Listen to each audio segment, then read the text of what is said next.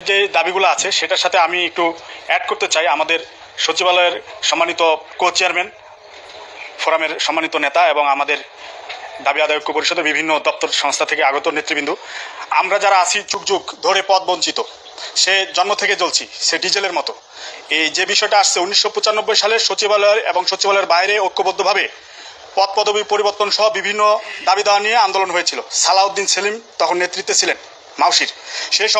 সে সময় একটা পদ বৈষম্য, সচিবালয় উচ্চমান সহকারী, প্রধান সহকারী, তাদের পদ পদবি পরিবর্তনের জন্য এক আন্দোলন করা হয়েছিল।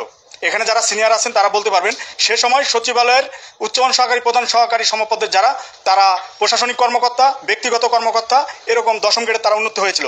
পরবর্তীতে কথা দেওয়া হয়েছিল যে 3 মাসের মধ্যে সচিবালয়ের বাইরে অধিদপ্তর পরিদপ্তরের যারা আছেন তাদের প্রধান সহকারী, উচ্চমান সহকারী সমমান পদগুলোকে দশম গ্রেডে উন্নতি করা হবে। কিন্তু দেখা যাচ্ছে আজকে 30 বছর ধরে এই পদ বৈষম্য মুক্ত হয় নাই। বাদিউল করিম ভাইয়েরা কিন্তু আমাদের এই বাদিউল কবির ভাই সহ আরও যারা আছেন তারা পজিটিভ কর্মচারীদের কল্যাণে, আমি আজকে তার সাথে সরাসরি আমার সাক্ষাৎ হয়েছে, আমি মিডিয়াতে দেখেছি, সচিবালয়ের ভিতরে দেখেছি, কিন্তু এভাবে সরাসরি তার সামনে আমি কোনো কথা বলতে পারি নাই। উনি একজন পজিটিভ মাইন্ডের লোক, তিনি প্রতিবাদী একজন মানুষ। প্রতিবাদ করতে যেয়ে তার বিষয় হয়তো আপনারা জানেন না, বিগত ফ্যাসিস্ট সরকার তাকে বরখাস্ত করেছিল এই প্রতিবাদ করার কারণে। সেরকম একজন মানুষ, সৎ নিষ্ঠাবান মানুষ আমাদের সাথে আছেন। আমরা বিশ্বাস করি সচিবালয়ের ন্যায় পদ পদবি, 30 বছরের যে বৈষম্য এবং আমাদের কর্মচারীদের মধ্যে যে বৈষম্যের দানা ধীরে ধীরে বেঁধেছিল তা ইতিমধ্যে আমরা লক্ষ্য করেছি।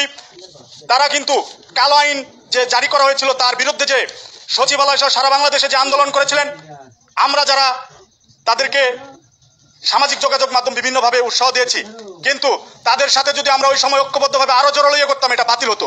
কিন্তু তারা চাকরির ভয় ভীতির উপেক্ষা করে তারা কিন্তু দেখিয়ে দিয়েছেন ঐক্যবদ্ধ থাকলে অবশ্যই প্রজাতন্ত্রের কর্মকর্তা কর্মচারীদের দাবি দাওয়া মেনে নিতে বাধ্য সরকাররা। কিন্তু আমরা আমাদের কতিপয় কর্মচারীদের কারণে বিভিন্ন বিভেদ সৃষ্টি করে আমাদের মধ্যে ঐক্য নষ্ট করতে চাই। তাদেরকে চিহ্নিত করতে হবে, তাদেরকে চিহ্নিত করে তাদেরকে আপনারা প্রতিহত করতে হবে। তাছাড়া কর্মচারীদের দাবি দেওয়া আদায় নিয়ে আমরা সচিবালয়ে যেভাবে ঐক্যবদ্ধ ছিল, আমরা যারা বাইরে আছি আমরা সচিবালয়ের সাথে ঐক্যবদ্ধভাবে যে নির্দেশনা আসবে পে কমিশন থেকে শুরু করে সকল কর্মসূচিতে আমরা সারা বাংলাদেশ ঐক্যবদ্ধভাবে তাদের পাশে আছি। তারা একা নয়, আজ থেকে আমরা সবাই আছি। কালো আইন বাতিল করার যে অগ্রযাত্রা আপনারা ভূমিকা রেখেছেন, সচিবালয় কর্মচারী কর্মকর্তা পরিষদকে এবং ঐক্য ফোরামকে আমাদের এই সভা থেকে আবারও ধন্যবাদ জানিয়ে কৃতজ্ঞতা জ্ঞাপন করছি।